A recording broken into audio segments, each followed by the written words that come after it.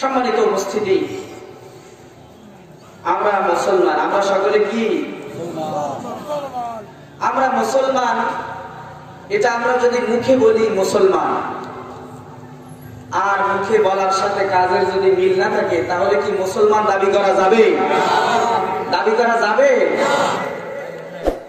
এখন নামে শুধু মুসলমান, আমাদের যে কাজগুলো ছিল এইগুলো এখন ইহুদিরা দখল করে নিয়েছে। বলেন ঠিক কিনা?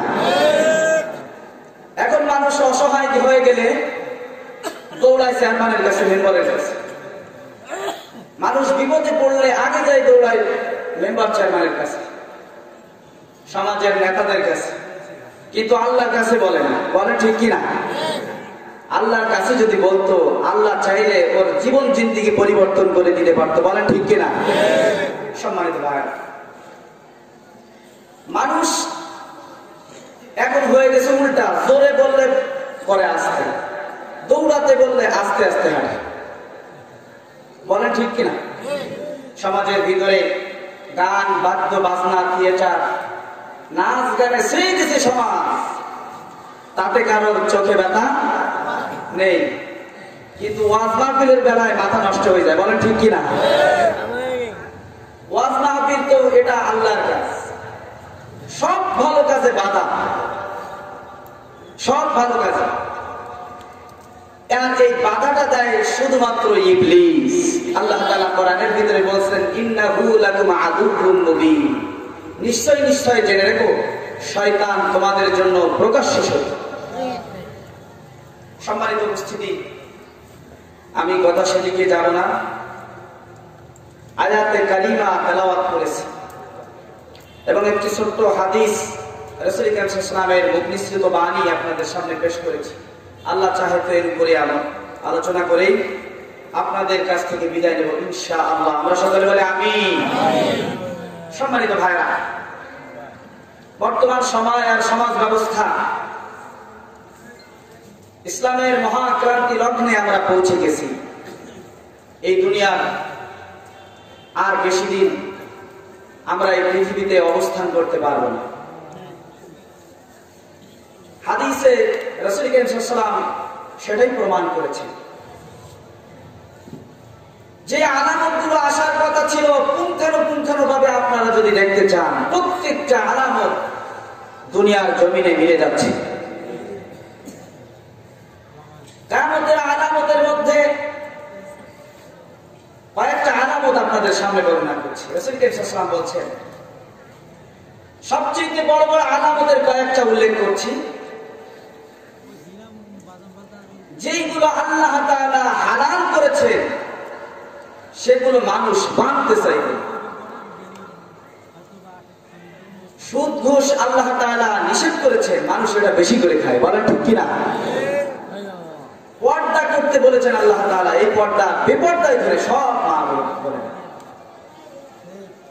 সম্মানিত ভাইরা, সবচেয়ে বড় আলামত হলো হিংসা, বিদ্বেষ মানুষের ভিতরে এত বেশি প্রভাব পড়বে যে কেউ কারোর ভালো চাইবে না। মানুষে মানুষে মারামারি, খুন খারাপি, গান, বাদ্য বাজনা, থিয়েটার বেড়ে যাবে, অশ্লীলতা ভরে যাবে সমাজের ভিতরে, অন্যায়, অবিচার, জুলুম, নির্যাতন, নিষ্পেষণ চলতে থাকবে। আছে না নেই ভাইরা আমার? চলতে থাকবে। সমাজের মধ্যে নেতা নেতৃত্ব, আল্লাহর ভয় ভীতি তাদের মধ্যে থাকবে না। কিন্তু কোরআনুল কারীম বলেছে, আল্লাযীনা ইম্মাক্কান্নাহুম ফিল আরদ ওয়া আকামুস সালাতা ওয়া আতুজ যাকাত। এখন আমাদের নেতাদের মধ্যে ভয় নাই, আছে কি? আল্লাহ তাআলা বলছেন, পৃথিবীর জমিনে যদি কেউ নেতৃত্ব দেয়, সর্বপ্রথম তার কাজ হবে ইম্মাক্কান্নাহুম ফিল আরদ ওয়া আকামুস সালাত। সেই যে নেতৃত্ব দেবে সে বলবে, হে লোক সকল, সালাতের জন্য দৌড়াও। জোরে বলেন সুবহানাল্লাহ। আমাদের নেতারা কি বলে নাকি? সম্মানিত ভাইরা, এজন্য আমি বলছি যে পুরা সমাজ ব্যবস্থা উল্টা চলছে। এখন যে যত উলঙ্গ বেহায়াপনা হয়ে নাচতে পারে, গাইতে পারে, বিশ্ব তাকে পুরস্কৃত করে, বলেন ঠিক কিনা? আর যারা পর্দা কুশিদা করে ওদেরকে নাম দেয় জঙ্গি। সম্মানিত ভাইরা, আল্লাহ রাব্বুল আলামিন এই পৃথিবীর জমিনে হযরত ঈসা রূহুল্লাহকে পাঠিয়ে দিয়েছিলেন। ঈসার থেকে শেষ নবী হযরত মুহাম্মদ সাল্লাল্লাহু আলাইহি ওয়াসাল্লামের আগ পর্যন্ত মধ্যবর্তী যেই সময় ছিল, যেই সমাজ ব্যবস্থা ছিল, এই সময়টা নাম দেয়া হয় ইসলামের ইতিহাসে আয়ামে জাহেলিয়া। আয়ামে জাহেলিয়াতের এই বর্বরতার যুগের ভিতরে যারা বসবাস করত, যেই লোক সকল, এরা ভালো মন্দের বিচার করত না, উলাঙ্গ বেহায়াপনা হয়ে কাবা তওয়াফ করতে থাকতো। ছোট্ট ছোট্ট জিনিসকে কেন্দ্র করে দিনের পর দিন যুদ্ধ বিগ্রহ করে লিপ্ত থাকতো। সন্তান পিতামাতা সর্বসময় অরাজকতার ভিতরে থাকতো, আপন বোনের সঙ্গে জেনা ব্যভিচারে লিপ্ত থাকতো। সমাজের মধ্যে সুদ ঘুষ এত বেশি প্রভাব পড়েছিল। এমন এক জরাজীর্ণ মৃত্যু প্রায় জাতি, মৃত্যু সমাজ ব্যবস্থাকে আল্লাহ রাব্বুল আলামিন জাগ্রত করবেন বলে এমন একজন মানুষকে প্রয়োজন মনে করেছেন এই দুনিয়ার জমিনে, যিনি আসবেন আর মানুষদেরকে সুপথে পরিচালনা করবেন, মানুষদেরকে হাত ধরে ধরে জাহান্নাম থেকে তুলে জান্নাতের দিকে নিয়ে যাবেন। জোরে বলেন সুবহানাল্লাহ। ভাইরা আমার, আল্লাহ রাব্বুল আলামিন প্রয়োজন মনে করলেন এই সমাজ ব্যবস্থা আর চলতে পারে না। যেভাবে মারামারি খুন খারাপি লিপ্ত হয়েছে মানুষ, এই সমাজ ব্যবস্থা হয়ে গেছে সম্পূর্ণ পরিবর্তন হয়ে গেছে। নবীও নাই, দিনও নাই। আবার যখন নবীও দিলেন, দিনও দিয়া দুনিয়া ভরপুর করে দিলেন। সম্মানিত ভাইরা, এই পৃথিবীর জমিনে অসংখ্য অগণিত নবী রাসূল পৃথিবীর জমিনে আগমন করেছেন। সকলে এক একটা গোত্রের জন্য নবী ছিলেন, এক একটা মহল্লার জন্য নবী ছিলেন, কেউ কেউ এক একটা পরিবারের জন্য নবী ছিলেন। কিন্তু আপনার আমার নবী, বিশ্ব নবী, দো জাহানের নবী জনাবে মুহাম্মদুর রাসূলুল্লাহ সাল্লাল্লাহু আলাইহি ওয়াসাল্লাম কুল কায়নাতের জন্য, সমস্ত মাখলুকের জন্য বিশ্ব নবী আল আমিন হিসাবে পরিচয় লাভ করেছিলেন। জোরে বলেন সুবহানাল্লাহ। নবী পৃথিবীতে আসলেন, আল্লাহ নবীকে বলা হলো, হে নবী, তুমি চিন্তামগ্ন, কতদিন আর থাকবে? সমাজের ভিতরে যাও যাও যাও, যারা দিন মানে না, আল্লাহকে মানে না, তাদের কাছে যাও আর তাদেরকে বলো তারা যেন এই কথা বলে, লা ইলাহা ইল্লাল্লাহ তুফলিহুন। যদি তারা ইল্লাল্লাহ বলে দেয়, লা ইলাহা ইল্লাল্লাহ বলে নেয়, তারা অবশ্যই অবশ্যই সফলকামী হয়ে যাবে। জোরে বলেন সুবহানাল্লাহ। বাইরে আমার আল্লাহ নবী, বিশ্ব নবী এই দলের জন্মগ্রহণ করার পরে ধীরে ধীরে নবুয়তি জীবন পেয়ে গেলেন। নবুয়তি জীবনের আগে যে সময়টা অবস্থান করেছিল, আল্লাহর নবীর নিজের চোখে দেখা সমাজ ব্যবস্থা ছিল সম্পূর্ণ মরা সমাজ ব্যবস্থা, জরাজীর্ণ সমাজ ব্যবস্থা, অন্ধকারের সমাজ ব্যবস্থা ছিল। আল্লাহ রাব্বুল আলামিন নবীকে ডাক দিয়ে বলেন, নবী, ও আমার নবী, চিন্তা করবেন না, আপনার কাজ আপনি করে যান, হেদায়েতের চাবি আমার হাতে, আমি ইসলামের ছায়াতলে একদিন সকলকে নিয়ে আসবো। হে রাসূল, আপনি যান, আপনি চিন্তা করবেন না। ভাইরা আমার, আল্লাহর নবী ছোট্ট কাল থেকে শৈশব, কৈশোর, যৌবন সবকিছু সময়, এই সময়গুলোর মধ্যে মানুষ অত্যন্ত ভালোবেসেছে, ভালো জেনেছে, আল্লাহর নবীকে মহব্বত করেছে, আদর করেছে, স্নেহ করেছে। এমনকি আল্লাহর নবীর কাছে অর্থ কড়ি রাখতো, টাকা পয়সা রাখতো, বড় বিশ্বাস করতো, আল্লাহ আমিন বলে ডাকতো। তার চাইতে ভালো ছেলে, জগৎ বিখ্যাত ছেলে পৃথিবীর ভিতরে আর নাই মক্কা নগরীর মানুষের কাছে। ভাইরা আমার, সবার কাছে ভালো ছিল, সকলেই একযোগে ভালো বলতো। কিন্তু যখনই কালিমার দাওয়াত মানুষের দ্বারে দ্বারে নিয়ে গেল, আল্লাহর নবীকে আর কেউ ভালো চোখে দেখলো না। কালিমার দাওয়াতের কারণে আমার ভাইরা, আল্লাহর নবী বিশ্ব নবীকে পদে পদে বিভিন্ন ভাবে লাঞ্ছিত, অপমানিত, মারধর, প্রহার করতে থাকলো। নিজের শরীর মোবারক থেকে রক্ত বেরিয়ে ভিজে ভিজে জমিনে পড়তো, আর আল্লাহর কাছে ডাক দিয়া বলতো, আল্লাহ গো, আপনি আমারে যেই জমিনে পাঠাইছেন, এই জমিনের মানুষেরা তো আমাকে পাগল বলে বলে মারে। ও আল্লাহ, আমি নবী কই যাব? এই দাওয়াতের ইন্তজাম নিয়ে আমি কার দুয়ারে যাব? যেখানে যাই সে আমাকে মারে। ও আল্লাহ, আপনি আমাকে সরল সঠিক পথ দেখায়া দিন। ভাইরা আমার, আল্লাহর নবী বিশ্ব নবীকে সকলেই একযোগে ভালোবাসত। কিন্তু যখনই কালিমার দাওয়াত দেওয়া শুরু করলো, মারপিট শুরু করে দিল। আবু জাহেল, উতবা, শাইবা প্রমুখ সমাজের নেতৃত্ব স্থানীয় যারা ছিল, কেউ তাকে ভালো জানতো না। এক সময় মিটিং করা হলো। আল্লাহর নবীকে ডাক দিয়ে বলল, আব্দুল্লাহর বেটা মুহাম্মদ, বারবার তুমি একই কথা দাওয়াত আমাদের কাছে দাও, কেন দাও আমাদের কাছে বলো। আল্লাহর নবী ডাক দিয়ে বলেন, ও সমাজের দলপতিরা, ও লোক সকল শুনে নাও, আল্লাহর কথা যদি তোমরা মেনে নাও, অবশ্যই অবশ্যই তোমাদের জীবন আল্লাহ তাআলা পরিবর্তন করে দিবেন। জোরে বলেন সুবহানাল্লাহ।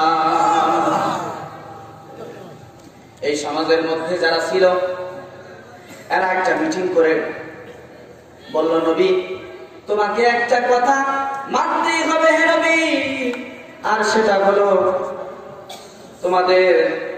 তোমার আত্মীয় স্বজনে আমরা সবাই ভরা সমাজের মধ্যে, তুমি যা চাইবা তাই দিব, যা করবা তাই করতে দিব, কিন্তু একটা কথা বলো না, কালিমার দাওয়াত মানুষের কাছে বলো না। কারণ কি? সমাজের নেতারা বলল, আল্লাহর নবী শুনে নাও, হে মুহাম্মদ শুনে নাও, তুমি যদি এই সমাজের মধ্যে সবচাইতে ধনাঢ্যবান ব্যক্তি হতে চাও, প্রয়োজনে অর্থ করে দিয়া তোমাকে ধনী ব্যক্তি বানায়া দিব। যদি তুমি ভালো নারী চাও, সুন্দরী নারী দেখে তোমাকে বিবাহ করায়া দিব। যদি তুমি বাড়ি চাও, তোমার সুন্দর বাড়ি আমরা ব্যবস্থা করে দিব। ভাইরা আমার, ওই সমাজের লোকেরা আল্লাহর নবীর কাছে সব দিতে চেয়েছিল, শুধু একটা কথা থেকে বিরত থাকতে হবে, লা ইলাহা ইল্লাল্লাহু মুহাম্মাদুর রাসূলুল্লাহ। এই কালিমার দাওয়াত থেকে পিছে আল্লাহর নবী ডাক দিয়ে বলেন, সমাজের লোকেরা, ছোট্ট কাল থেকে আমি এখানে আজ অবধি পর্যন্ত আমাকে সকলেই ভালো জানে, কিন্তু শুধুমাত্র কালিমার দাওয়াত দেওয়ার কারণে আমি সকল মানুষের কাছে খারাপ হয়ে গেলাম। তবে শুনে নাও, তোমরা আমাকে সব লোভ দেখাইছো, কিন্তু তোমরা যদি আমাকে আমার ডান হাতে সূর্য কেড়ে দাও আর আমার বাম হাতে চন্দ্র কেড়ে দাও, তবু আমি কালিমার দাওয়াত থেকে কিঞ্চিত পরিমাণ পিছিয়ে যেতে পারি না। সম্মানিত ভাইরা, নবী রাসূলদের কাজ ছিল মানুষদেরকে দ্বীনের পথে ডাকা। কোন নবী বলেনি আমার ইবাদত করো, সকলেই বলেছিল উবুদুল্লাহ। সকলে কি বলেছিল? উবুদুল্লাহ, আমরের ছিল, তোমরা আল্লাহর ইবাদত করো। কেউ বলেনি, কোন নবী বলেনি যে আমার ইবাদত। আমার ভাইরা, আল্লাহ তাআলা কোরআনের ভিতরে ঘোষণা করেছেন, ইয়া আইয়ুহান নাসু উবুদু রাব্বাকুমুল্লাযী খালাকাকুম ওয়াল্লাযীনা মিন ক্বাবলিকুম লাআল্লাকুম তাত্তাকুন। তাত্তাকুন। হে লোক সকলেরা, তোমরা আমি আল্লাহ আমার ইবাদত করো, কারণ এজন্য আমার ইবাদত করবে। আমি তোমাদেরকে সৃষ্টি করেছি, আর তোমাদের পূর্ববর্তী যারা এই পৃথিবীতে এসেছিল তাদেরকেও আমি আল্লাহ সৃষ্টি করেছি। আর আমার ইবাদত যদি তোমরা করতে পারো, আমার বান্দা হিসেবে যদি তোমরা পরিচয় দাও, অবশ্যই অবশ্যই আশা করা যায় তোমরা মুত্তাকি হতে পারবে। কার কথা? আল্লাহর কথা। চলে বলেন কার কথা? সেই আল্লাহর কথা শুনে যদি মুসলমান আজ পর্যন্ত চুপটি করে বসে থাকি, শয়তান আমাদের ঈমান সব লুটে পেটে নিয়ে যাবে। বলেন ঠিক কিনা? ভাইরা আমার, সকল নবী বলেছিল আল্লাহর ইবাদত করো, কেউ বলেনি আমাদের ইবাদত করো, আমরা নবী আমাদের ইবাদত করো। সকলেই একযোগে বলেছিল আল্লাহর ইবাদত করো। কিন্তু এখন বর্তমান সময়ে পীর মুরিদি, পীর সাহেবের মুরিদেরা, আমি পীরদেরকে খারাপ বলি না, ভাইদেরকে ভালো বলি, পীরদের সম্মান আমি করি, আমিও পীরদের মানি, কিন্তু ভণ্ড পীরদের আমরা কখনো মানি না। বলেন ঠিক কিনা? খানকা খুলে বইছে, এমন ভাবে তারা দাওয়াত দিচ্ছে, মনে হচ্ছে তার ইবাদত করছে। কেউ কেউ পায়েছে মরেছে, কেউ সেজদা দিচ্ছে। যেখানে হক থাকবে না সেখানে বাতিল কাঁচা মেরে কাজ শুরু করবে। বলে ঠিক কিনা? আর যেখানে হক থাকবে বাতিল দূর হয়ে চলে যাবে। সম্মানিত ভাইরা, দিন ইসলাম ছিল, এই জমিনের দিন যারা বুঝাইত, দিনের যারা খেদমত করেছে, কোরআনের তাফসীর করেছে, কোরআনের কথা বলেছে, আজকে কি তারা শান্তিতে আছে নাকি? আজকে কি তারা শান্তিতে আছে নাকি? বলেন, একটু আওয়াজ দিয়ে বলেন। কিন্তু যারা অন্যায়, অবিচার, নির্যাতন এই সমাজের মধ্যে ভরে ফেলেছিল, তারা সমাজের মধ্যে মাথা উঁচু করে দাঁড়িয়ে আছে। এটাও কিয়ামতের একটা বড় আলামত। ভাইরা আমার, আমি যে কথা বলতেছিলাম, সব নবীরা এই কথা বলছিল, সব নবীরা এই কথা বলছিল, আল্লাহর ইবাদত করো, নিজের ইবাদত করো না। কিন্তু এখন পীর সাহেবেরা দাওয়াত দেয়, জিকির করো, আল্লাহর নামেও জিকির করা লাগবে না। নাউযুবিল্লাহ বলবেন না? এখন জিকির হয়েছে কি জানেন? আপনাদের এখানে আছে কিনা জানি না, আমি এক জায়গায় আলোচনা করতে যে জিকির একটু বললে দেখি 2-3 জন স্টেজে লাভ দেবো। আল্লাহ জলে কাঞ্জা বাবা পরিদ পরির কিবলা জান, তোমার জন্য কান্দে বাবা বিশ্ব জাকিরা। বলে ঠিক কিনা? এরকম জিকির আছে না নেই? আপনারা গুগলিতে সার্চ দেবেন, দেখবেন জিকির কত প্রকার। ভাইরা আমার, আল্লাহর দ্বীনের দাওয়াতকে বাদ দিয়া পীর সাহেবরা মানুষের নিজের তৈরি, নিজের মতবাদ, নিজের নামে জিকির বানায় না। আল্লাহর জিকিরকে বাদ দিয়া আল্লাহকে স্মরণ থেকে, আল্লাহর স্মরণ থেকে মানুষকে বিরত রেখে মানুষ নিজেদের ফিকির করছে, তারা জিকির করছে না। বলেন ঠিক কিনা? কিন্তু কোন নবী এরকম কিছু করেনি যে তোমরা হ্যাঁ আসো সকাল বিকাল সন্ধ্যা জিকির করো। হুকু হুকু এরকম জিকির ছিল নাকি? এর অর্থ কি? হুকু অর্থ কি বলেন?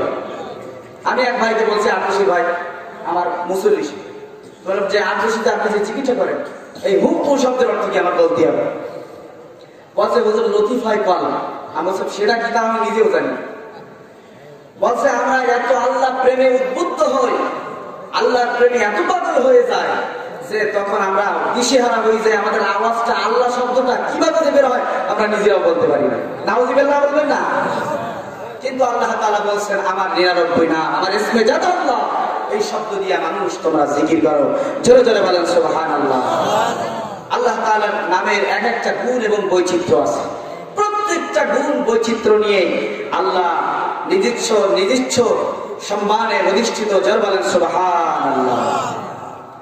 আল্লাহর জিকির ফালতু জিকির, সব জিকির শিখেছে মানুষ, এই জিকির না করলে আল্লাহর কিচ্ছু আসে যায় না।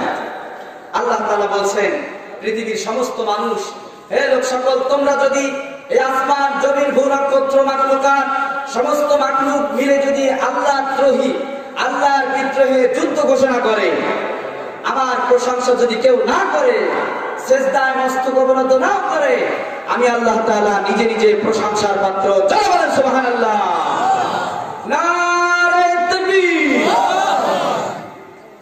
সম্মানিত ভাইরা, এর জন্য আমরা সর্বসময় সেই আল্লাহর ইবাদতে মগ্ন থাকবো। কোন পীর মুরিদি নেই।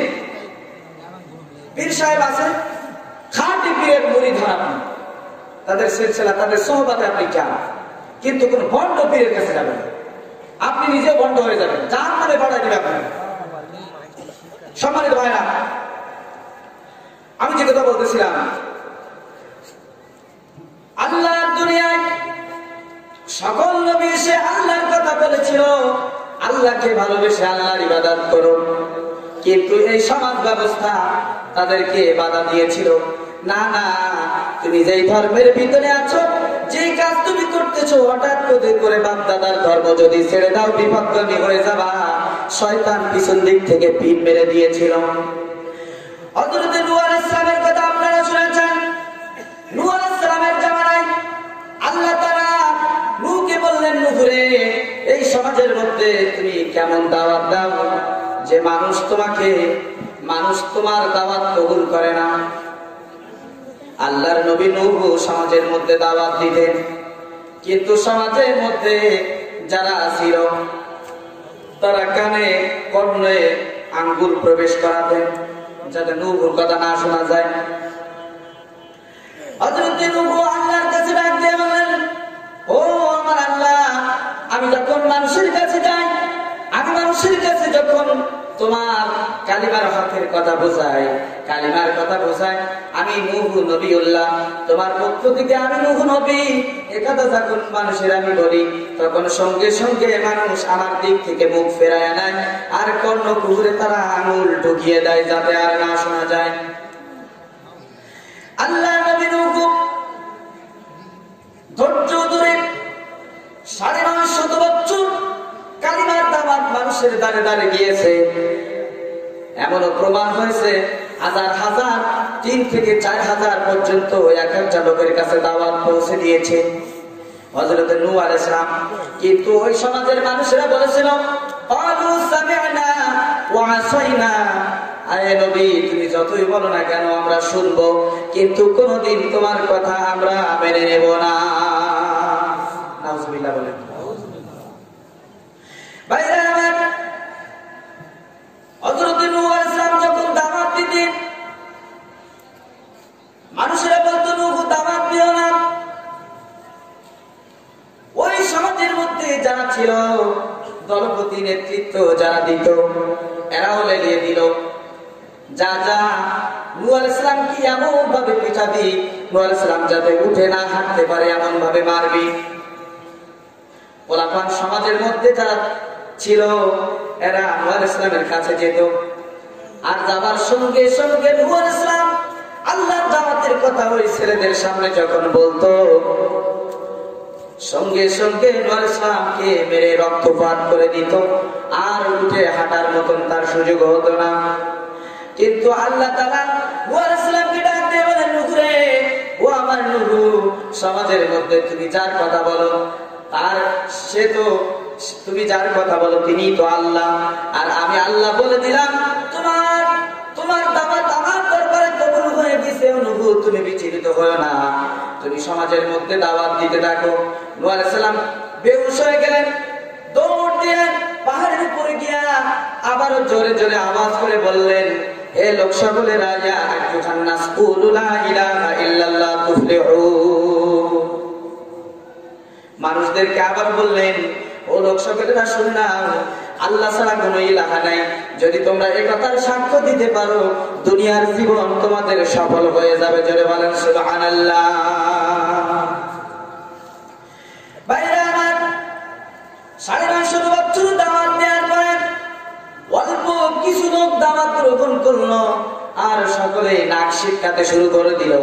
নূহ আলাইহিস সালামকে আল্লাহ তাআলা ডাক দিয়ে বলেন, নূহ রে, আমি জান্নাত থেকে একটা গাছের ডাল পাঠিয়ে দিলাম, এই গাছটা তোমার সুন্দর একটা জায়গায় তুমি একটা ডাল পুঁতে দাও, এটা জান্নাতি ডাল। এই ডালটা এক জায়গায় পুঁতে দেওয়া হলো, একটা বিরাট গাছের আকার ধারণ করলো।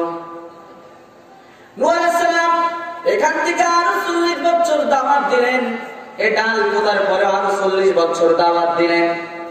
আল্লাহ তাআলা ডাক দিয়ে বললেন, নূহ রে, 40 বছরের আগের সংখ্যা কত আর এখনের সংখ্যা কত, দেখি তোমার দাওয়াতের ইন্তজাম কেমন চলছে। আল্লাহ তাআলাকে ডাক দিয়ে বললেন, ও আমার আল্লাহ, 950 বছর ধরে যে দাওয়াত দিয়েছে কয়জন ছিল? 90 জন, কেউ কেউ বলেছে 80 জন। এই 90 জন যারা ছিল তারা এখনো পর্যন্ত সেই 90 জন একজনও দিন কবুল করে না। আল্লাহ তাআলা ডাক দিয়ে বলেন, নূহ রে, সমাজের মধ্যে তোমরা তোমাদের নিজেদের কথা বলো না, টাকা পয়সা চাও না, অর্থ করি চাও না, খাওয়া দাওয়া চাও না, শুধুমাত্র আমি আল্লাহ আমার পরিচয় তুলে ধরার কারণে মানুষ তোমাদেরকে পাগল বলে, মানে সমস্ত নবী রাসূলকে মেরেছিল। হে নূহ, শুনে নাও, তবে তোমার সমাজের মধ্যে যারা তোমার দিন মানতে চায় না, আজকে আমি আল্লাহ তোমার সামনে ওয়াদা করলাম, এই সমাজের মানুষের পৃথিবীর ভিতরে আর বেঁচে থাকার দরকার নাই, আমি এদেরকে প্লাবন দিয়া চিরজনমের মতো শেষ করে ফেলবো। ভাইরা আমার, আল্লাহর কথা বললে পরে গায়ে জ্বালা উঠে যায়, কোরআনের কথা বললে পরে যদি গায়ে জ্বালা উঠে যায়, মনে করতে হবে আমি পূর্ণ মুমিন না, আমি মুসলমান অবস্থায় মুনাফিক হয়ে আছি। কারণ মুনাফিকদের গায়ে জ্বালা ওঠে কোরআনের কথা বলে। ওই যেমন ওই সময় ছিল নবী রাসূলুল্লাহ যতই কথা বলুন, একেবারে নিদর্শন তাদের সামনে দেখাইছে। তারা বলেছিল, ওই যে সামুদ জাতি, ওরাও সালেহ আলাইহিস সালামকে কষ্ট দিয়েছিল। আমি পরে আপনাদের ওখানে আবার আসছি। তারা বলেছিল, হে সালেহ আলাইহিস সালাম, আপনি যদি এই পৃথিবীতে আল্লাহর একটি নিদর্শন আমাদেরকে দেখাতেন, আমাদের অন্তরাত্মা প্রশান্তি লাভ করতো এবং আপনার উপরে আমরা ঈমান আনতাম, আপনি একটু দেখান না আমাদের। সালেহ আলাইহিস সালাম তাই করলেন। বললেন, তোমাদের সামনে তো অনেক নাজরানা পেশ করলাম, অনেক কিছু তোমরা দেখেছো, কিন্তু আমাকে তো তোমরা মানো না, আল্লাহকে মানো না। তখন বলল, আমরা সকলেই মেনে নেব, তুমি আমাদেরকে দেখাও। আল্লাহকে বললেন, আল্লাহ, এই সমাজের লোকেরা নিদর্শন দেখতে যায়, তারা ঈমান আনবে আমার প্রতি, আল্লাহর প্রতি তারা ঈমান আনবে, বিশ্বাস স্থাপন করবে, আপনি একটু দেখান। আল্লাহ তাআলা বললেন, ঠিক আছে সালেহ আলাইহিস সালাম, তুমি ওই যে পাহাড় দেখতেছো, বিরাট পাহাড়, ওই পাহাড় থেকে দেখতে পাবে। তাদের দাবি ছিল পাহাড় থেকে বিরাট একটি উষ্টি বের হবে এবং সেটা গহনা হবে, তার বাচ্চা থাকবে পেটের ভিতরে এবং সে হয়েই বাচ্চা প্রস্রাব করবে আর তার থেকে দুধ আমরা পান করবো। সমাজে ওই দুধ সবাই খেয়ে বাঁচবে। বিরাট আকারের একটা উষ্টি আমাদের জন্য আল্লাহর পক্ষ থেকে হেরেছিল, আপনি চান না? আল্লাহর নবী সালেহ আলাইহিস সালাম বললেন, আল্লাহ আপনি দেন, এদের মনোবাঞ্ছনা আপনি পূর্ণ করেন, দেখি এরা কি বলে। আল্লাহ তাআলা চাওয়ার আল্লাহ তাআলা দিলেন, তাদের দোয়াও কবুল করলেন। কিন্তু যখন তারা উষ্টিকে দেখলো, তার পেটের বাচ্চা দেখলো, দুধ খেলো, খাওয়ার পরেও তারা ওই উষ্টিকে মেরে ফেলল, বলে নাউযুবিল্লাহ। এমনকি নবীকে হত্যাও করলো। আল্লাহ তাআলা বললেন, তোদের আর এই দুনিয়ায় বেঁচে থাকার দরকার নেই, জমিনকে উল্টাই দিলেন। কারণ তারা ছিল সমাজের মধ্যে উঁচু তাজা, বংশমর্যাদা আর প্রভাব প্রতিপত্তি তাদের ছিল অত্যন্ত বেশি, তারা গর্ব করে চলত। ভাইরা আমার, এই গর্ব অহংকার আমাদের মধ্যে আছে না নেই? এরকম গর্ব অহংকার নিয়ে যদি আজ পর্যন্ত আমরা চলতে থাকি, ওই দলে দলভুক্ত হয়ে যায়। ভাইরা আমার, আল্লাহ তাআলা নূহ আলাইহিস সালামকে ডাক দিয়ে বলেন, নূহ 40 বছর পার হয়ে গেছে, এবার যাও, তুমি যে একটা জায়গায় গাছ লাগাইছিলা, ওই গাছটা যে দেখো, ওই গাছটা এত বড় লম্বা হয়ে গেছে, 40 গজ, 40 মাইল দূর, 40 মাইল দূর হয়ে গেছে একটা বড় গাছে, এত ব্যাড় হয়ে গেছে, 40 মাইল দূর হবে। এত বড় বৃহৎ একটি গাছটি আল্লাহ রাব্বুল আলামিন বললেন, নূহ রে, দাও দাওয়াত দেওয়ার কারণে মানুষ তোমাকে অপমান অপদস্থ করে, ও নূহ এই গাছটা তুমি কাটায় নাও। আল্লাহ তাআলার কুদরতে গাছটা কাটায় দিলেন। আল্লাহ তাআলা সহযোগিতা করলেন নূহ আলাইহিস সালামকে। নূহকে বললেন, নূহ মিস্ত্রি লাগায় দাও। মিস্ত্রি লাগায় দেয়া হলো, সুন্দর কিস্তি তৈরি হয়ে গেল। গাছটা কেটে তক্তা হলো 1,24,000। জোরে বলেন সুবহানাল্লাহ। তক্তা যখন লাগানো হয়ে গেল, হযরত নূহ আলাইহিস সালামকে চিন্তা করলেন, গাছটা যেমন সুন্দর তক্তাগুলো সুন্দর, কিন্তু তক্তাগুলো যখন দেখলেন, নূহ আলাইহিস সালাম দেখলেন প্রত্যেকটা তক্তায় এক একজন নবীর নাম লেখা আছে। 1,24,000 পয়গম্বর সকলের নাম এই তক্তার ভিতরে লেখা আছে। ভাইরা আমার, 4টি তক্তা অবশিষ্ট ছিল। 4টি তক্তা অবশিষ্ট ছিল, কিস্তি হয়ে গেল। আল্লাহ তাআলাকে ডাক দিয়ে বললেন, ও আল্লাহ, যে গাছটা তুমি দিয়েছো এই গাছটা দিয়ে সুন্দর একটা কিস্তি আমি তৈরি করলাম। 1,24,000 পয়গম্বরের তাদের নাম আমি এই গাছের ভিতরে দেখলাম, তক্তার ভিতরে। কিন্তু 4টা তক্তা রয়ে গেছে। এই 4টা তক্তা আমি কি করব? আপনি আমার সন্তান বলে দেন। জোরে বলেন সুবহানাল্লাহ। আল্লাহ তাআলা ডাক দিয়ে বলেন, নূহ রে, ওই শেষ নবী হযরত মুহাম্মদুর রাসূলুল্লাহ সাল্লাল্লাহু আলাইহি ওয়াসাল্লাম পৃথিবীর জমিনে আসবেন। আর এই তাকে আগলে রাখার জন্য সবচেয়ে যারা বেশি সহযোগিতা করবেন, প্রধান 4 খলিফা হযরতে আবু বকর, হযরতে ওমর, হযরতে আলী, হযরতে ওসমান। 4টা তক্তায় 4 সাহাবীর নাম লেখা তুমি এই জাহাজের ভিতরে লিপিবদ্ধ করে দাও। জোরে বলেন সুবহানাল্লাহ। আল্লাহ তাআলা ডাক দিয়ে বলেন, নূহ রে, এবার কিস্তি বসায় দাও। আমি জমিন থেকে পানি উঠায় দিব আর আকাশ থেকে পানি বর্ষণ করে দিব। এতদিন দাওয়াত দেওয়ার পরে যখন মানুষ তোমার দাওয়াত মেনে নেয়নি, আমি মানুষকে এই দুনিয়ার জীবনে আর বেঁচে থাকতে দেব না, একেবারে নিঃশেষ করে ফেলে দিব। ভাইরা আমার, অনেক লম্বা ঘটনা। নূহ আলাইহিস সালাম কিস্তি ছেড়ে দিলেন। আল্লাহকে ডাক দিয়ে বললেন, আল্লাহ গো, কই আমি তো পানি দেখি না। নূহ আলাইহিস সালামকে ডাক দিয়ে বললেন, নূহ রে, দেখতে পাবে, দেখতে পাবে, একটু বাদেই তুমি পানি দেখতে পাবে। নূহ আলাইহিস সালাম কিস্তিতে উঠলেন এবং সব জীব জন্তুর একজোট করে নিলেন। অনেক লম্বা কাহিনী সংক্ষেপ করে বলি। ভাইরা আমার, মানুষগুলোকে উঠায় নিলেন, পশু পক্ষীকে উঠায় নিলেন, পোকামাকড় গুলো উঠায় নিলেন, সমস্ত মাখলুক থেকে আল্লাহ তাআলা উঠায় নিলেন। কিন্তু এতদিন দাওয়াত দেওয়ার পরেও নূহ আলাইহিস সালামের ঘরের স্ত্রী আর তার ছেলে কেনান ইসলাম গ্রহণ করে না। আল্লাহ তাআলা নূহ আলাইহিস সালামের ঘরের ভিতরে পানি উঠাইলেন। প্রথমে পানি উঠাইলেন কোথা থেকে? নূহ আলাইহিস সালামের ঘরের ভিতর থেকে পানি উঠাই দিলেন। চুলার ভিতর থেকে পানি উঠতেছে। ডাক দিয়ে বলেন, আল্লাহ, পৃথিবীতে এত জায়গা থাকতে কেন আমি নবী আমার ঘর থেকে পানি ওঠে? আল্লাহ তাআলা ডাক দিয়ে বলেন, নূহ রে, তোর ঘরের ভিতরে যে বদ আছে, তোর ঘরের ভিতরে তোর সন্তান আর তোর স্ত্রী, এরা তো কাফের। এজন্য সর্বপ্রথম তোর ঘরের ভিতরের চুলা দিয়ে পানি উঠতেছে। পানি যখন উঠে তখন সন্তান হাবুডুবু খায়।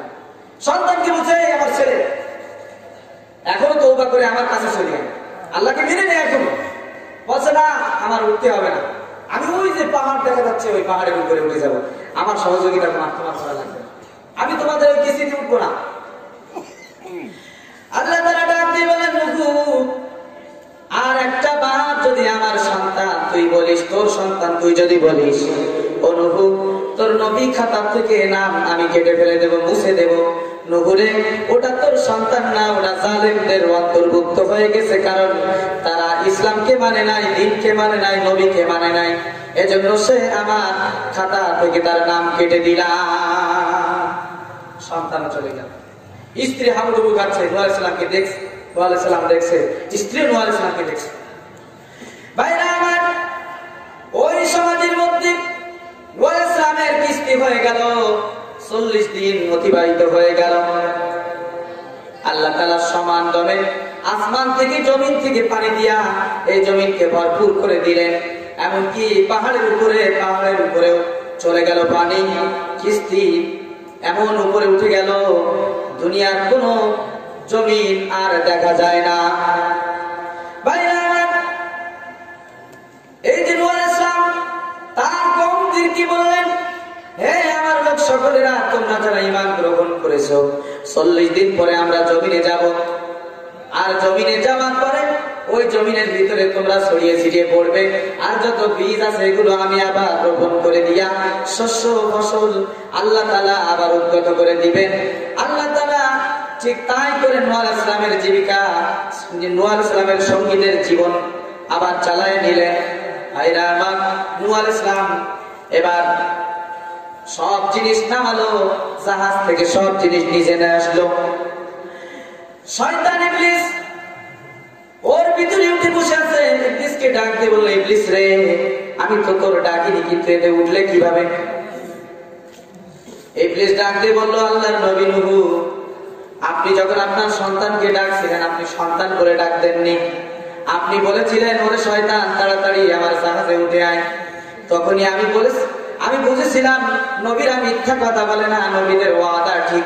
সঙ্গে সঙ্গে আমি শয়তান লাফ দিয়ে আপনার জাহাজের উপরে উঠে বসেছিলাম।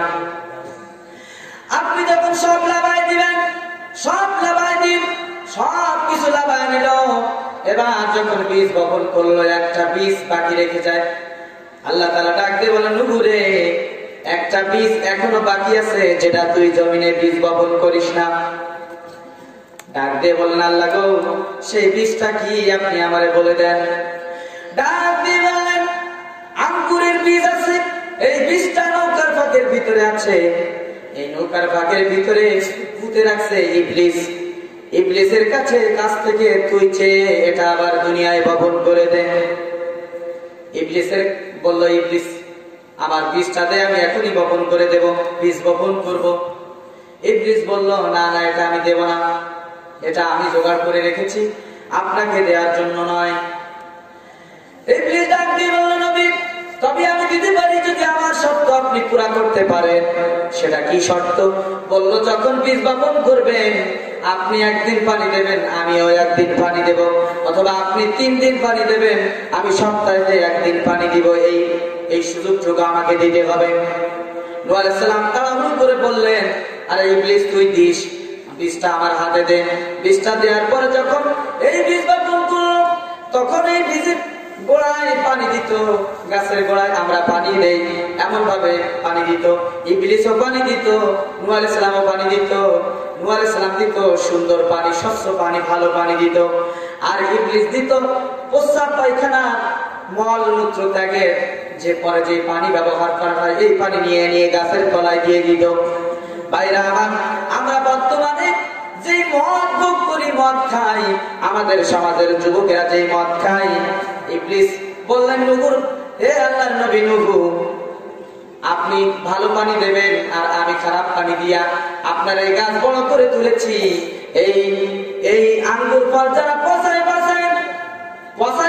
যারা শরাব করে খাবে, এরা মদের তৃষ্ণা লাভ করবে, এরা মদ খাবে, মাতাল হয়ে যাবে। বর্তমান দুনিয়ায়ও কিন্তু আঙ্গুরের রস দিয়া মদ তৈরি, সাথে মেডিসিন দিয়া আরো কঠিন করে ফেলেছে, বলেন ঠিক কিনা? ভাইরা আমার, ওই জামানার লোকেরা তারাও ঈমানওয়ালা ছিল, আর আমরাও ঈমানওয়ালা। তারা ঈমান এনেছিল, নবীকে দেখে ঈমান এনেছিল, আর আমরা নবীকে না দেখে ঈমান এনেছি। আমরা নবীকে স্বীকার করি, আর তারা স্বীকার করেছিল। কিন্তু কিছু লোক ছিল যারা কখনো নবীকে নবী বলে মেনে নেয়নি, বলেন ঠিক কিনা? ভাইরা আমার, আল্লাহর নবী, বিশ্ব নবীও এই জামানায় মানুষদেরকে যখন দাওয়াত দিয়েছিল, ঠিক নবীকে মেরেছিল, মেরে রক্তপাত করেছিল। নবীর চেহারা মোবারক লাল হয়ে রক্ত বের হয়ে যেত। ও আমার ভাইরা, নবীর অনেক আশিকান ছিলেন, অনেক সাহাবী ছিলেন যারা ইসলাম কবুল করেছিল, কিন্তু কষ্টের মাধ্যমে, মুজাহাদার মাধ্যমে ইসলামকে তারা ভোগ করেছিল। জোরে বলেন সুবহানাল্লাহ। ভাইরা আমার, আল্লাহর নবীর এক সাহাবী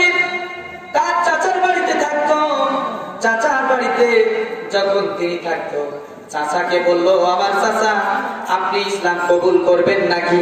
বলল, না না, আমি ইসলাম কবুল করব না। কিন্তু বলল, যদি আপনি ইসলাম কবুল না করেন আমাকে সুযোগ করে দেন, আমি ইসলাম কবুল করে নেব, আমি কালিমা পড়ে নেব, শুধুমাত্র আপনার অপেক্ষায় ছিলাম। আব্দুল ওয়াজ্জা আল্লাহ রাসূলের এক সাহাবী, সে চাচার বাড়িতে থাকতো। চাচাকে ডাক দিয়ে বলল, চাচা আপনি আমাকে এই সুযোগটা দেন। চাচা বলল, এই জামা কাপড় তোর পোশাকারি সব খুলে চলে যা। সংক্ষেপে বলছি, চলে গেল আল্লাহ রাসূলের কাছে। চলে গেল মায়ের কাছে গেলেন। মা বললো, বাবা তুমি এভাবে আমার কাছে আসছো কেন? তোমার মা।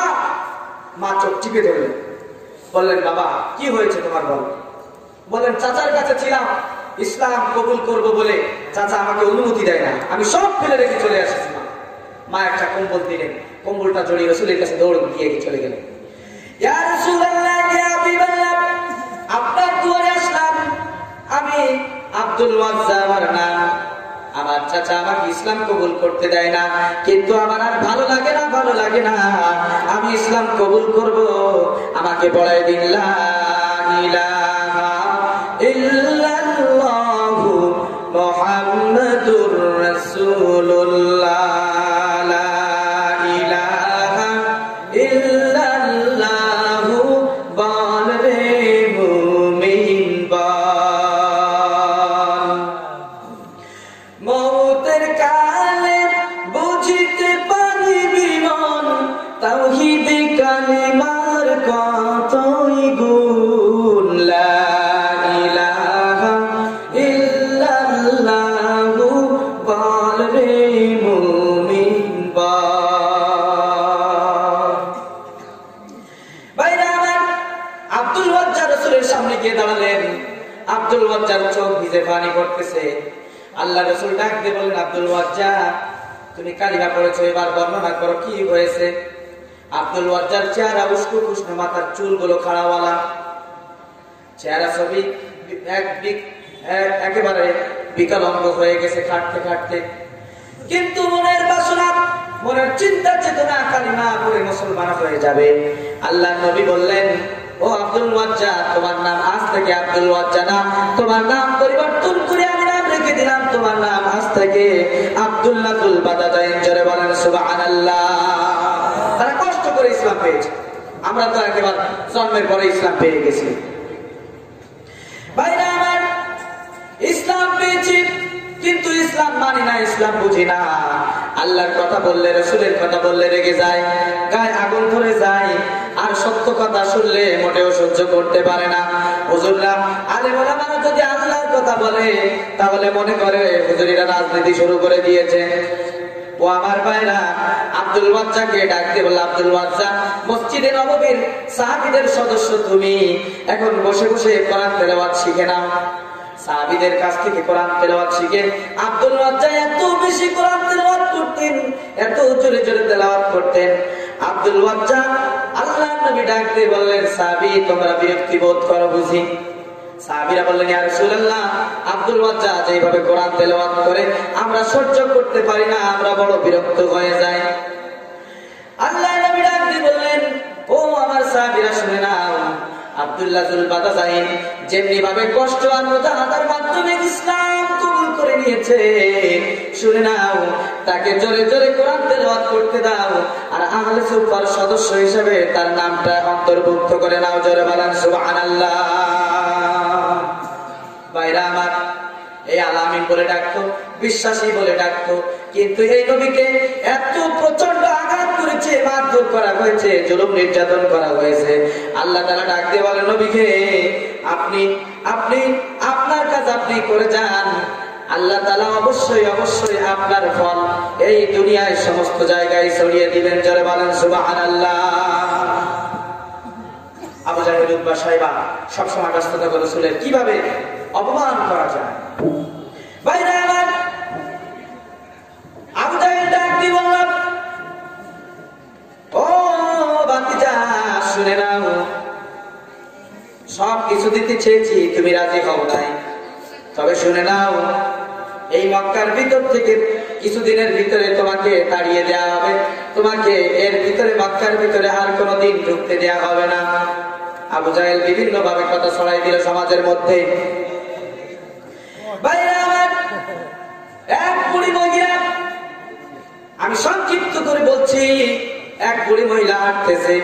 এমন সময় হাঁটতে হাঁটতে বলতেছে, ও মা কোথায় যান? আল্লাহর নবী ডাক দিয়ে বললেন।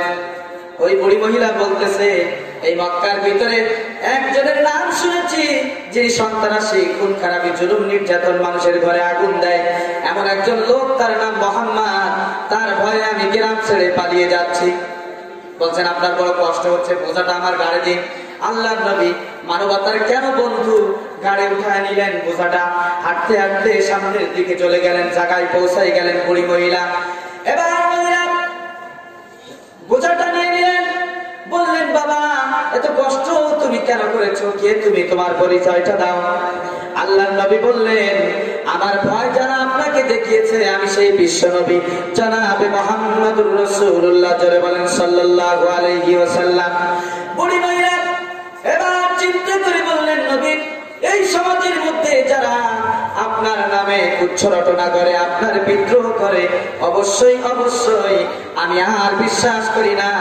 এখনই আমাকে কালিমা পড়ায় দিন, লা ইলাহা ইল্লাল্লাহু মুহাম্মাদুর রাসূলুল্লাহ। নবীকে আল্লাহ তাআলা ডাক দিয়ে বলেন, নবী, হে নবী, আপনাকে মানুষ, আপনি কালিমার দাওয়াত বুঝান বলে আপনাকে মানুষ অপমান অপদস্থ করে, আপনাকে নির্বংশ বলে, অপমান করে, আপনাকে সিয়ামে আবু তালেবে 3 বছর কারাগারে রেখে বন্দী করে আপনার জীবনের যে জুলুম দিয়েছে, রাসূল কোরআন আপনাকে সম্মান দিয়েছে। ওয়ারাফা'না লাকা যিকরাক, নবীকে আপনার সম্মানকে আমি উঁচু করে দিয়েছি। জোরে বলেন সুবহানাল্লাহ। আল্লাহ তাআলা ডাক দিয়ে বলেন, নবী আপনাকে জনগণ অপমান করে, অপদস্থ করে, আপনার নামে বদনাম করে, আপনার নামে কুচ্ছ রটনা করে, আপনি নাকি জাদুকর, আপনি নাকি কূটনীতি, আপনি নাকি জ্ঞানজাম ফাসাদ সৃষ্টিকারী, আমি আপনার সার্টিফিকেট দিয়ে দিলাম। ওয়া ইন্নাকা লাআলা খুলুকিন আযীম, নবী হে আপনি হচ্ছেন সুমহান, পূত পবিত্র, উত্তম চরিত্রের উপর প্রতিষ্ঠিত। জোরে বলেন সুবহানাল্লাহ। আল্লাহর নবী,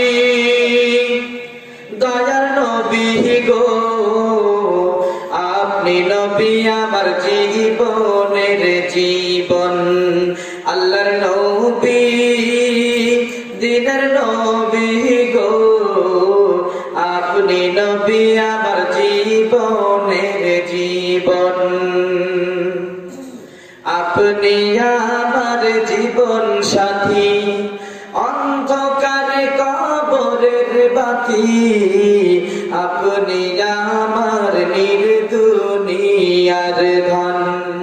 আল্লাহর নবী, দিনের নবী গো, আপনি নবী আমার জীবনের জীবন। দেখে আপনার মুজিজা, ভাগ্যবতী হইলেন খাদিজা, সঁপে দিলেন জীবন আর জৈবন। বল ঠিক কিনা?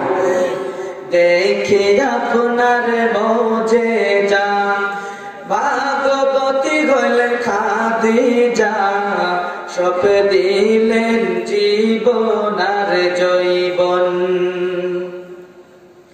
নবী রাহমাতুল লিল আলামিন, আপনি উম্মতের জামিন, গুনাহগার উম্মতের আপনজন। আল্লাহর নবী, দয়ার নবী গো, আপনি নবী আমার জীবনের জীবন। দেখে হযরত বিল্লাল, নবীর প্রেমে হইয়া মাতাল, সহিলেন তিনি উমাইয়ার জ্বালাতন।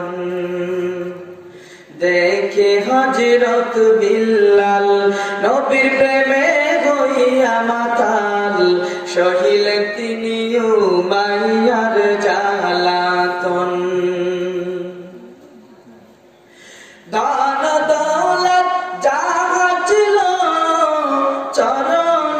সই পা দিল হইলেন তিনি ফকিরের বেশ। আল্লাহর নবী দয়ার নবী গো আপনি নবী আমার জীবনের জীবন। আল্লাহর নবী দয়ার নবী গো আপনি নবী আমার জীবনের জীবন। বলে মারহাবা। ভাইরা আমার, এই মক্কার মানুষ রাসূল করিম সাল্লাল্লাহু আলাইহি ওয়াসাল্লামকে যেই পরিমাণে জুলুম নির্যাতন করেছে, আল্লাহ তাআলার জমিনে এত বেশি জুলুম নির্যাতন কোন নবী রাসূলের উপরে করে নাই। আল্লাহ তাআলা ডাক দিয়ে বলেন, নবী যারা আজকে আপনার বিরুদ্ধে আচরণ করে, আপনার নামে তুচ্ছ রটনা করে, বলে আপনি পাগল, আপনি জাদুকর, আপনি নিঃসন্তান, আমি কোরআনের ভিতরে বর্ণনা করে দিলাম। আল্লাহ তাআলা ডাক দিয়ে বলেন, হে নবী যারা সমাজের মধ্যে আল্লাহর দাওয়াতকে বোঝানোর জন্য আপনি নবী আপনার উপরে প্রহার করেছে, মেরেছে, খুন খারাপের দোষ দিয়েছে, আপনি আত্মসাৎকারী, আপনার নামে তুচ্ছ রটনা করেছে, হে নবী তারা আসলে তারাই নির্বোধ, তারা বোকা। ইন্না আ'তাইনাকাল কাউসার, অতি শীঘ্রই হে নবী আপনি শুনে নেন, নিশ্চয় নিশ্চয় আমি সুবহান কাউসার আপনাকে দান করে দিয়েছি। যারা বলেন সুবহানাল্লাহ। ফাসাল্লি লিরাব্বিকা ওয়ানহার ইন্না শানিয়াকা হুয়াল আবতার। হে নবী আপনি আপনার রবের জন্য আপনি সিজদায় মস্তক অবনত করে দিন, আপনি না সালাত আদায় করুন এবং কুরবানি করুন। নিশ্চয় নিশ্চয় আল্লাহ তাআলা ইন্না শানিয়াকা হুয়াল আবতার, আপনাকে যারা নির্বোধ বলে, আপনাকে যারা লেজকাটা বলে, ওরাই নির্বোধ, ওরাই লেজকাটা। যারা বলেন সুবহানাল্লাহ। নবী আপনি কষ্ট নেবেন না।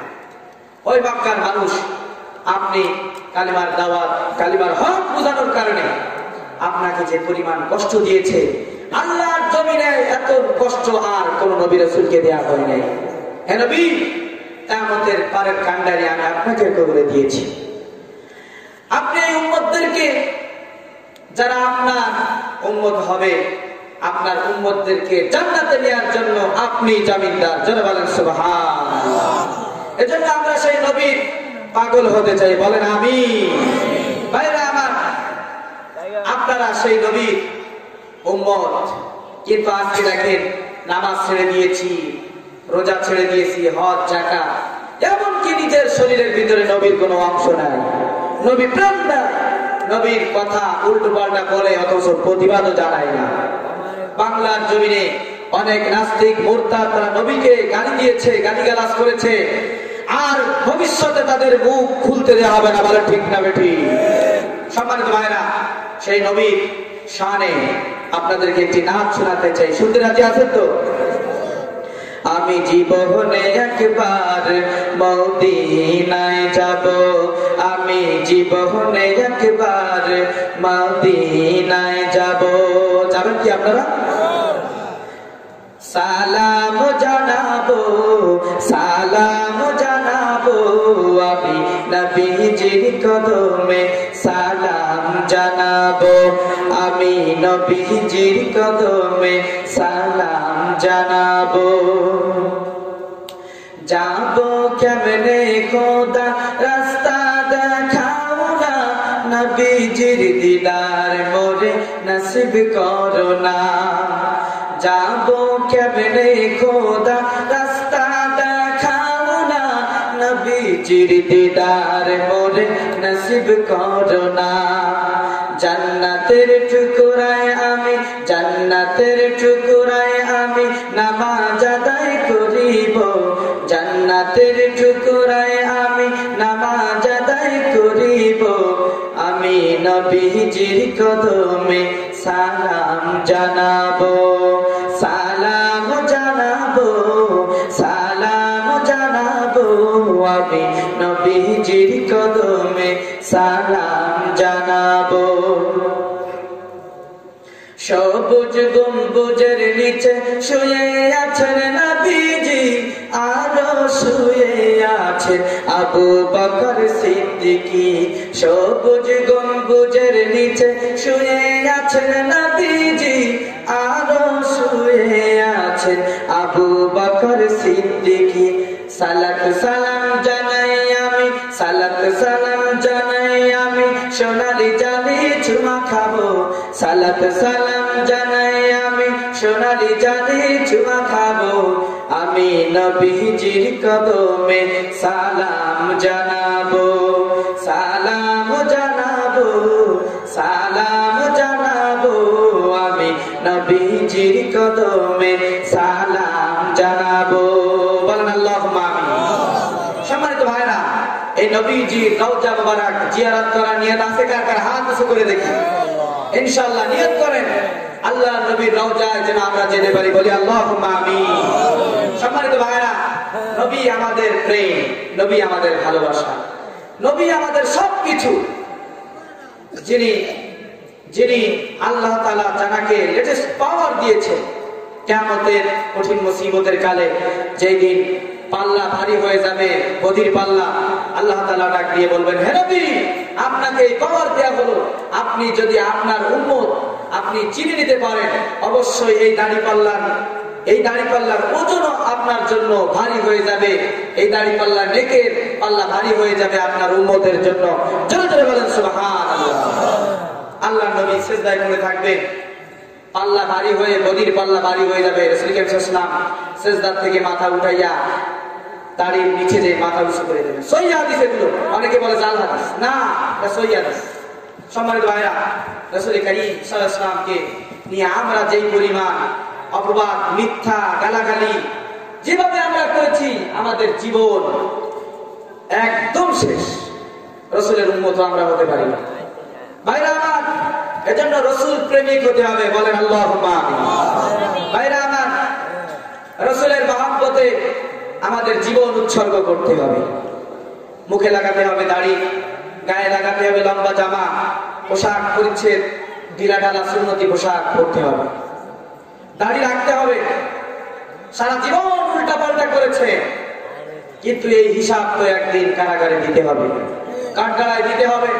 নবীর উম্মত ছেলে কিনা রাসূল কারীম সাল্লাল্লাহু আলাইহি ওয়াসাল্লামকে আপনার সামনে আনা হবে মওতের পর, এবং দেখানো হবে হাজার রাসূল, এই লোকটি কি তুমি কি চেনো? তখন আমরা যদি রাসূলের উম্মত না হই, কবরের ভিতরে যে সওয়াল জবাবে আমরা বলবো, আল্লাহ আমি কিছু জানি না, আমি একে কোনোদিন দেখি। আর যদি আমরা প্রকৃত মুমিন হই, ঈমানদার হই, রাসূলের উম্মত হই, অবশ্যই সেদিন আমরা বলতে পারবো, হাযা নবিয়ুনা মুহাম্মদ সাল্লাল্লাহু আলাইহি ওয়াসাল্লাম, ইনি হচ্ছেন আমার নবী জনাবে মুহাম্মদুর রাসূলুল্লাহ সাল্লাল্লাহু আলাইহি ওয়াসাল্লাম। সম্মানিত ভাইরা, সেই রাসূল প্রেমে উদ্বুদ্ধ হয়ে আমাদের জীবনকে সাজাতে হবে, সুন্নতের আঙিনায় আনতে হবে আমাদের জীবন। আল্লাহ রাসূল যেটা বলেছেন সেটা করতে হবে, যেটা নিষেধ করেছেন সেটা করা যাবে না। সমাজ জীবনে, রাষ্ট্রীয় জীবনে, পারিবারিক জীবনে, সব জায়গায় প্রাধান্য দেব কার? আল্লাহ এবং তার রাসূলের। জোরে বলেন সুবহানাল্লাহ। সম্মানিত ভাইরা, এজন্য আমরা রাসূলের নাম নিয়ে বাংলার জমিনে দ্বিতীয় আর কোন নাস্তিক মুরতাদ যাতে গর্জে উঠে না পারতে হুঙ্কার দিয়ে বাংলার জমিন থেকে তাকে তাড়িয়ে দেব। বলেন ঠিক কিনা? ইসলাম থাকবে, মুসলমান থাকবে, কোরআন থাকবে, হাদিস থাকবে, আল্লাহ রাসূলের জীবন চরিত্র থাকবে, আল্লাহ রাসূলের দেখানো শেখানো মত থাকবে এই পৃথিবীর জমিনে। দ্বিতীয় যদি কোনো নাস্তিক মুরতাদ যদি কোনো মত অনুসরণ করে, তাকে একেবারে পদদলিত করতে হবে। রাজি আছেন কিনা বলে? সম্মানিত ভাইরা, আমি আলোচনা দীর্ঘায়ু করবো না, যেহেতু প্রথম দিন আলোচনায় আপনাদের লোক সংখ্যা ছিল কম, আর আলোচনায় যদি সংখ্যা থাকে কম, হুজুর বেবলা হয়ে যায়। সম্মানিত ভাইরা, এটা কিয়ামতের একটা আলামতের অংশ আমি আপনাদের সামনে তুলে ধরতে চেয়েছিলাম, যে ভালো কথা মানুষ শুনবে না, কিন্তু খারাপ কথায় মানুষ অংশগ্রহণ করবে। এখন যদি এই মঞ্চে যদি আপনার মমতা জাফাকে নিয়ে আসা হতো, এখানে টিকিট কেটে ঢোকা হতো। বলেন ঠিক কিনা? কিন্তু এখানে আলোচনার মাহফিল, কোরআনের মাহফিল, যেখানে আল্লাহর কথা, কোরআনের কথা, দ্বীনের কথা, সেখানে বাধা বিপত্তি মানুষ হবে। সম্মানিত ভাইরা, এই জন্য বলি আল্লাহ তাআলা ডাক দিয়ে বলছেন, হে নবী, কিয়ামতের আলামতের মধ্যে সবচেয়ে বড় আলামত হবে সত্যের পক্ষে কোনো লোক থাকবে না, সবাই মিথ্যার পক্ষে থাকবে। এখন সাক্ষী সমন্ত যারা আছে, এখন বর্তমান সাক্ষী যারা দিচ্ছে তারা সব মিথ্যাবাদী। বর্তমান সময় যারা বিচার আচার করছে আসলে কি সঠিক বিচার করছে? সম্মানিত ভাইরা, কাকে ধরবো আর কাকে বলবো বলেন? সত্যের পক্ষে গান গাই বলে আমি বিদ্রোহী, সত্যের পক্ষে ডাকি বলে আমি বিপ্লবী, কুরআনের কথা বলে তাই বলে আমাকে জঙ্গিবাদী, কুরআনের কথা বলে তাই বলে আমাকে মৌলবাদী, বিদ্রোহী বিপ্লবী মৌলবাদী আমি জঙ্গিবাদী। বলে ঠিক কিনা? বিদ্রোহী বিপ্লবী মৌলবাদী কেন জঙ্গিবাদী? জন্মের পরে আজান কি কানে যায়নি? বলে ঠিক কিনা? জন্মের পরে আজান কি কানে যায়নি? তুমি মুসলমান কিছু হওনি। সম্মানিত ভাইরা, আমার গলাটা আসলে চিড়ে যাচ্ছে, আপনাদের আমি সঙ্গীত শোনাতে চেয়েছিলাম। তো রাসূল করিম সাল্লাল্লাহু আলাইহি ওয়াসাল্লাম আসলে মানবতার এক সত্য বন্ধু, মানুষকে কল্যাণের জন্য ডেকেছেন, মানুষকে হাত ধরে ধরে নিয়ে এসেছেন আর তাদেরকে সুপথের সন্ধান দেখাই দিয়েছেন। রাসূলকে যারা হিংসা প্রতিবাদ করে যারা প্রহার করতে গিয়েছিল তারা কালিমার ছায়াতলে চলে এসেছে। এজন্য রাসূল ছিলেন গুরুত্ব প্রতীক, মানবতার একচ্ছত্র বন্ধু, মানবতার কল্যাণে তিনি আজীবন সংগ্রাম করেছেন। আমরা সেই রাসূলের উম্মত, রাসূল প্রেমী হয়ে আমাদের জীবনকে সাজায় নেব। আল্লাহ তাআলা আমাদের সকলকে তৌফিক দান করুন, সকলে বলে আমিন। ওয়া আখিরু দাওয়ানা আলহামদুলিল্লাহি রাব্বিল আলামিন।